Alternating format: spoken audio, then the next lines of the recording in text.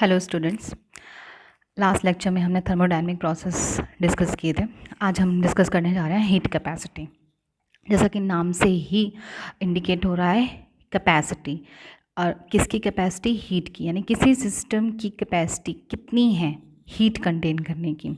So heat capacity, the amount of heat required to raise temperature of a substance by 1 degree.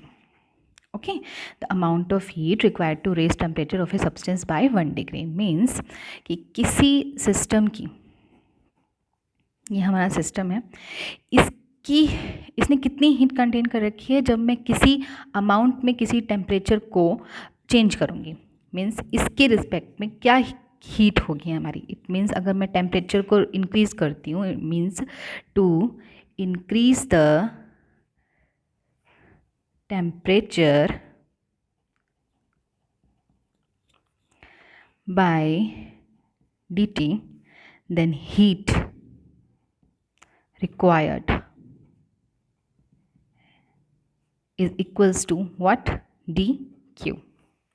Okay, now if we increase the temperature by 1 degree, then heat required, what is dq by dt? It means specific heat, what? Specific specific heat नहीं, heat capacity. Heat capacity को हम C से denote करेंगे। C is equals to D Q by D T. Okay, तो ये हमारा बन गया एक जनरल फॉर्मूला किसके लिए? हीट कैपेसिटी के लिए, ही D Q by D T. तो now D Q is equals to C into D T. Okay, if we integrate both side, okay, integrate with respect to t1 to t2, तो जब हम किसी heat को, heat कैसी कैसा function है? State function है, path function? It is a path function. और जब किसी पाथ फंक्शन को हम इंटीग्रेट करते हैं तो हमारे पास उसकी ओवरऑल वैल्यू आती है। इट मीन्स यहाँ से हमारी क्या आ जाएगी?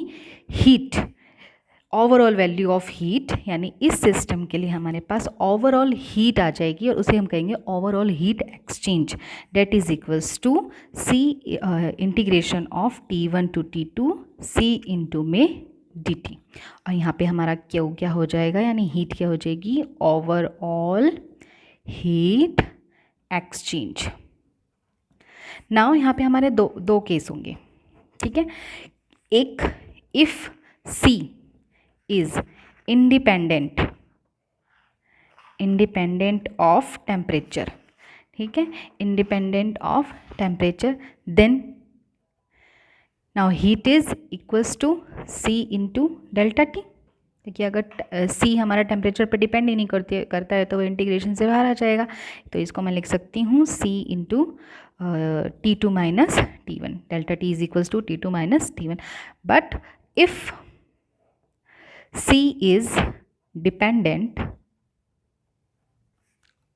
on T, then equation is what?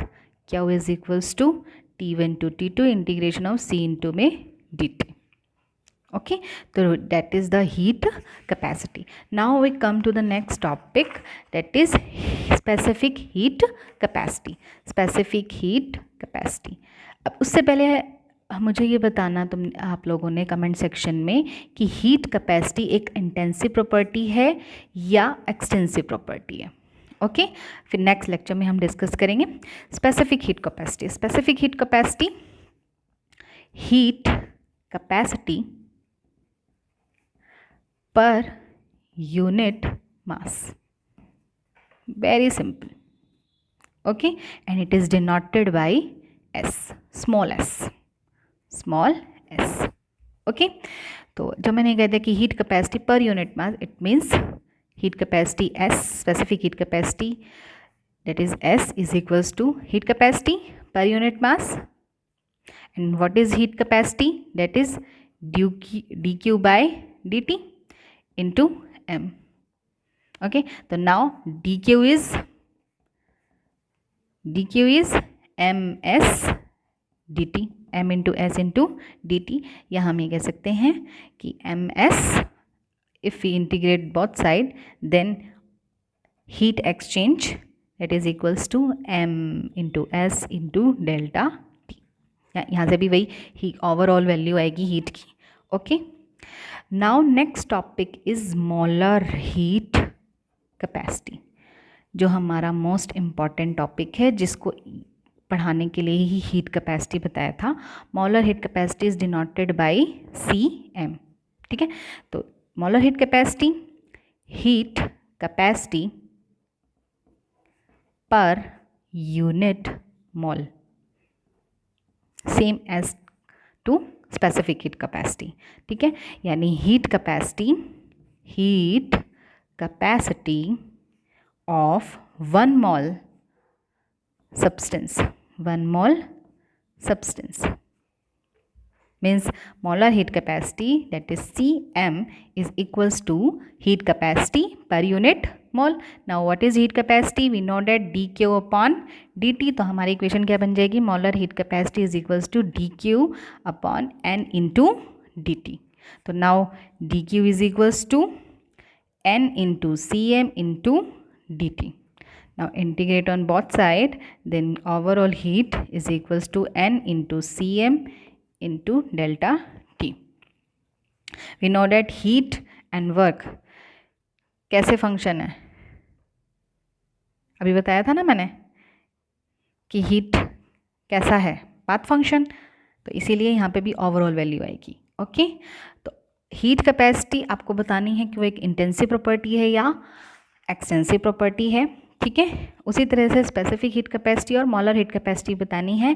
ये आपका होमवर्क है कि heat capacity, specific heat capacity और मोलर हीट कैपेसिटी कैसी प्रॉपर्टीज़ हैं. दे आर एक्सटेंसिव और इंटेंसिव. कॉन्सेप्ट लगाना है, ना कि रट्टा मारना है. ओके, तो now we come to the molar heat capacity. molar heat capacity, that is Cm. ठीक है, तो मोलर हीट कैपेसिटी यहाँ पे 2 टाइप की होती है. Molar heat capacity eight constant pressure, and molar heat capacity eight constant volume. And what is the molar heat capacity? That is heat exchange कितना होगा? n into Cm into dt. Okay, तो जब हमारी यहाँ पे जब हम मोलर हीट कैपेसिटी बोल रहे हैं तो हमारा ओवरऑल हीट की वैल्यू ये है. तो जब हम कहेंगे एट कांस्टेंट प्रेशर तो हमारी हीट एक्सचेंज क्या कहलाएगा? ये heat exchange at constant pressure, वो क्या होगी हमारी? इसको हम लिखेंगे हीट एक्सचेंज को QP से एट कांस्टेंट प्रेशर, और मोलर हीट कैपेसिटी को हम लिखेंगे CP से. ठीक है, और इसको हम लिखेंगे CV से. तो heat exchange at constant pressure that is equals to N. जब हम मोलर हीट कैपेसिटी को कांस्टेंट प्रेशर पे ले रहे थे, इसको क्या ले लेंगे हम? CP into dt. उसी तरह से ये बन जाएगा हमारा heat exchange at constant volume. तो ये बन जाएगा हमारा QV is equals to N CV into dt, या ऐसे भी लिख सकते हैं CP into delta T. QV is equals to N CV delta T, कोई से भी यूज़ कर सकता है, सेम. ओके, तो ये है हमारी मोलर हीट कैपेसिटी. तो अच्छा, दूसरा जब हम CP CV के बारे में तो डिस्कस करते हैं तो आप लोगों को ये रिलेशन भी पता होगा कि CP minus CV is equals to R. ठीक है, अब जब हम ये इक्वेशन लेते हैं, ये किसके लिए होती है? For 1 mole of gas. ठीक है, लेकिन जब हम बात करें CP minus CV is equals to NR, तो ये हमारी इक्वेशन बन गई फॉर N मोल. ठीक है, N मोल ऑफ गैस.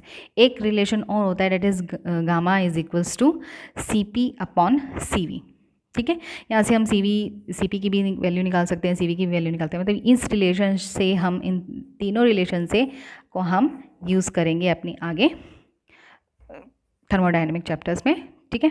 तो तब तक के लिए रिवाइज करते रहिए, that is molar heat capacity, specific heat capacity and what is heat capacity. और एक बार और मैं बताना चाहूँगी कि लास्ट जब वीडियो होगी, जब हमारा चैप्टर ख़त्म होगा, तब मैं आप लोगों को जो नोट्स की जो PDF है वो मैं यहाँ पे अपलोड कर दूँगी, तो आप वहाँ से नोट्स भी ले सकते हैं।